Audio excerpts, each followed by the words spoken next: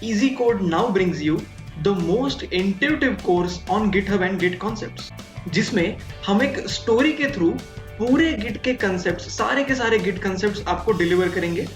And yes, you can learn all Git concepts without any prerequisite of any programming language. So now, without wasting your time, do register for GitHub, the complete essentials course offered by Easy Code classes. We will be giving away 3 GitHub courses by Easy Code classes in this video. To participate in the giveaway, you have to note down the code given at the top of your screen and then fill out the form in the description below.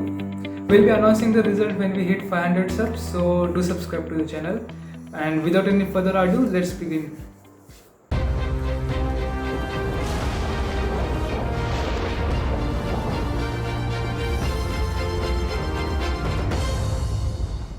Hello everyone, we have got Jui Pradhan with us today. So she's a third year undergrad student pursuing Economics plus CS, and she has cleared GSOC in 2020 and is a mentor for GSOC in 2021. She's one out of 10 students who were selected for Open Source Fest by Microsoft Research. Today's video is a little bit longer but definitely informative, so I hope you like it. Okay Didi, the question is what is open source development and what does the developer really do in it? So open source development, when you're contributing to an open source software, so basically it will be a software which is developed by a lot of people or maybe one person, and it is open to all for others to come and contribute to the software. The part of a developer, like open source developer, can be contributing code, contributing documentation. There are various aspects to contributing to an open source software. So the next question is, can we make money out of open source software? Like, can we modify it and then sell it? You can modify open source softwares, but the selling part, it depends on which license is, the open source software generally have license. So if it is allowed to use it for a commercial purpose, like there are some projects which are only allowed to be used for research purposes. So you really have to look at the license before you directly selling it. Also, I think that when you are selling an open source software, you can't directly just take the software and sell it. You need to there should be something that you're adding value to, like maybe feature improvements. Otherwise, it's free to all. Why would someone just buy the software from you, right? So there should be something you need to add. Okay, so like we can't just sell a free software. But then the next question is like, if the software is free, so how can the company make money on it? See, so for example, let's take Mozilla Firefox. It's free, but it's selling some other things that are helping it generate, like for example, it can generate ad revenue. There are multiple options. So it's not just like the open source software is not the only part. There are other aspects to it which will help a company to make money. Like for example, basically companies invest in open source software so that they can save up on their human capital and human resources and directly take the efforts of a open source developer and add layers on top of it and then sell it to the users. Okay, got it. And also can we is there any regulations for uploading or adding our code to the open source project? Or like anyone can add any kind of file, like someone can add a virus file too. So are there any regulations for that? No, look, so I'll break this question up into two parts. One is code of conduct and another is review of code. So for code of conduct, there will be a file or there will be some documentation of that organization which you can refer to. So the code of conduct might be like engaging with the community, asking before adding a feature, or it might just be that people are assigned to issues. Like for example, there are few organizations where we can just go pick an issue and work on the issue without really that issue being assigned to someone. But whereas there are some organizations where you actually have to ask if you can work on the issue, and if that issue has not been assigned to someone else, then you can work on the issue and get it fixed. So there is the code of conduct is different, and the question you asked about uploading a virus file or some random file, I think that's not possible because we work in branches, and each and every code that is submitted to an open source project, it is not directly merged into the main project. So if you are uploading a file, you need to write a proper comment as to what code you've changed or what problem is being solved by the changes that you've made.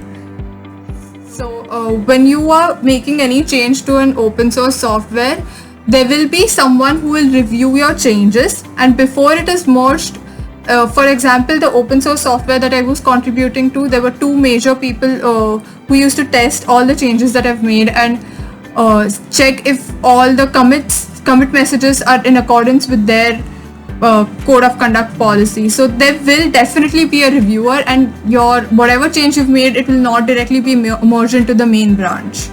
So yeah, the answer to your question is you cannot upload a virus file. Yeah, so it's all to make it safe for using open source softwares.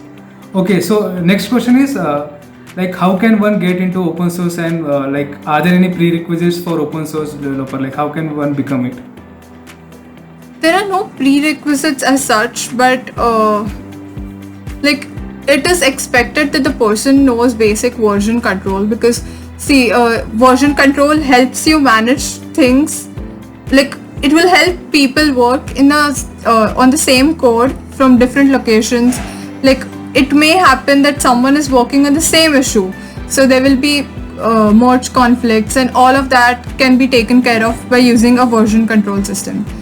And apart from that, there will be some tech stack for each and every organization.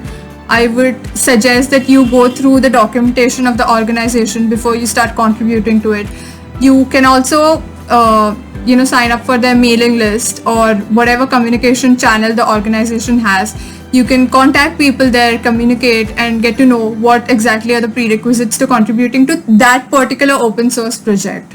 So what I mean to say, as in a summary of what I've just said, is that there will be different prerequisites for different open source projects depending on the tech stack the project is using.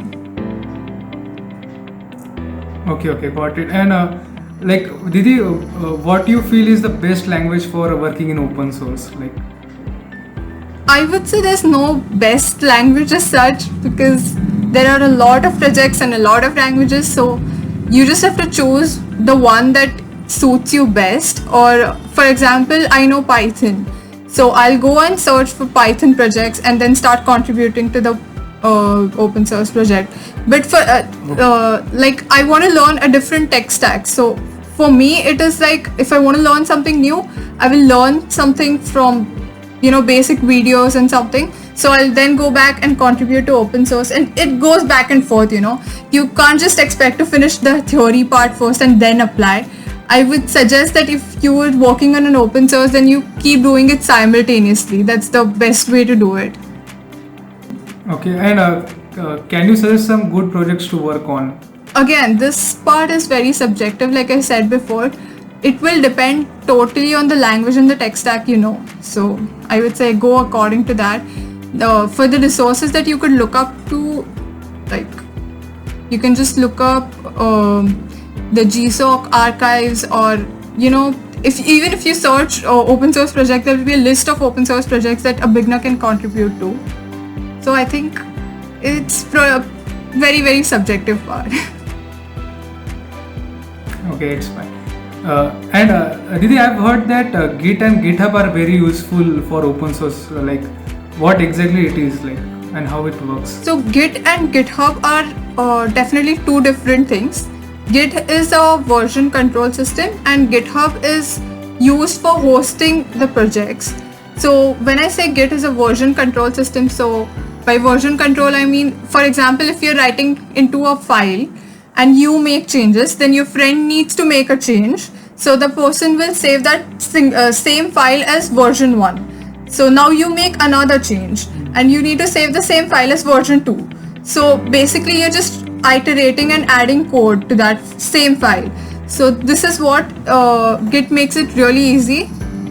And GitHub is used to communicate well and host that project. So many people around the world, around like who are situated in different time zones, can come and contribute to the project. So for GitHub, the major thing is that there is issues, there are pull requests, so that makes it much easier to work on an open source project. And GitHub is not the only platform. There's Bitbucket. There are more platforms like GitHub, but GitHub is one of the major players in open source. And like it's normally used in all the companies, or like all the big FAANG companies and all. Yeah. Initially it was like on GitHub, private repos was not a thing. So a lot of companies were using Bitbucket, but now even on GitHub you can just create a private repo. Like if you have a student pro pack, then you can just go and create any number of private repos. So it's more or less the same thing. Okay, so next question is it necessary that we should know coding for contributing, or are there any other ways in which we can contribute? Okay, so I think this is a really good question. When I started contributing to open source, I was a beginner in Python. So I was contributing code, but I began with documentation. So when it comes to open source, it's like reading someone else's code, and that is what is very difficult in the beginning. So even if you change one single line of code, be it syntax or just documentation, it still matters a lot, because it's like when there are bits and pieces put together, it makes one whole project. So So there is the fear that we can ruin others' code or something. Ruin others' code, I wouldn't say that's not possible, because when you are actually contributing to open source, you will not have the rights to directly commit to the repository. You will either have to fork the repository or make a branch and then create a pull request, and then it will be merged. So it's an entire process. You can't really ruin the code. I mean, when you're running it on your system, yeah, you definitely can ruin it. But as a whole project, there is very less chance that you can ruin their code. Okay, so like what we do in our PC or our time, it doesn't matter the main file. Yeah, it doesn't.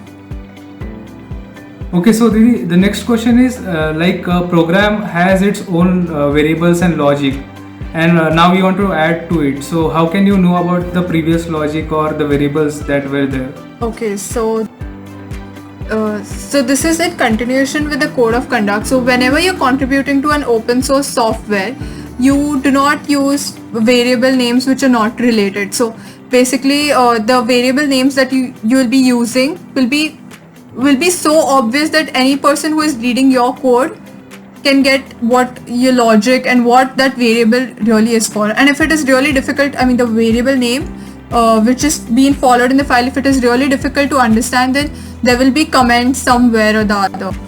And for fixing issues, like if you're asking how to go along and find which part of the code is causing the issue, then I think the commit messages are a very good way to start looking for that issue.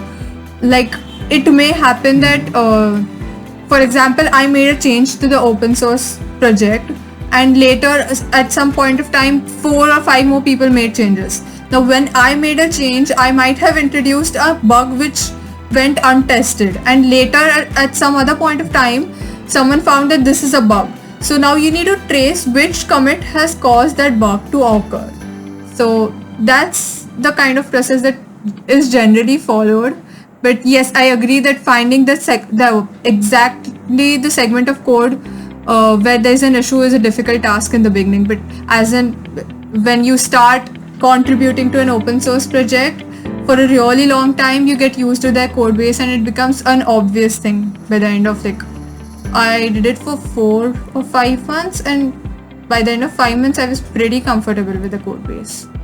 So I think it shouldn't be a problem. Okay, just a little bit of experience and you'll know it. Yeah, I think you'll do fine. Now tell us about some projects like open source programs which we can join. So like I said before, there's GSOC, which is sponsored by Google. So the stipend amount will be transferred by Google, but you are not working in Google, you are collaborating with some other organization. So there's one more program called Reinforcement Learning Open Source Fest, which is sponsored by Microsoft Research. There's another called MLH Fellowship. There's one more which is by GitHub, I think. You should check that out. Okay. So Didi, like you have cleared GSOC last year.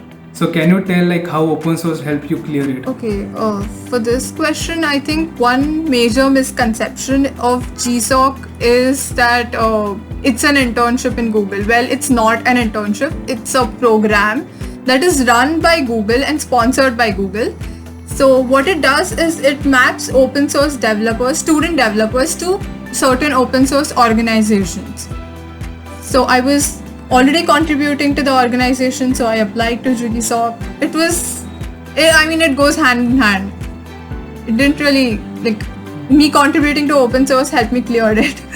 And I was willing to, take part in GSOC. That's why I started contributing in open source. So it's like a complete cycle.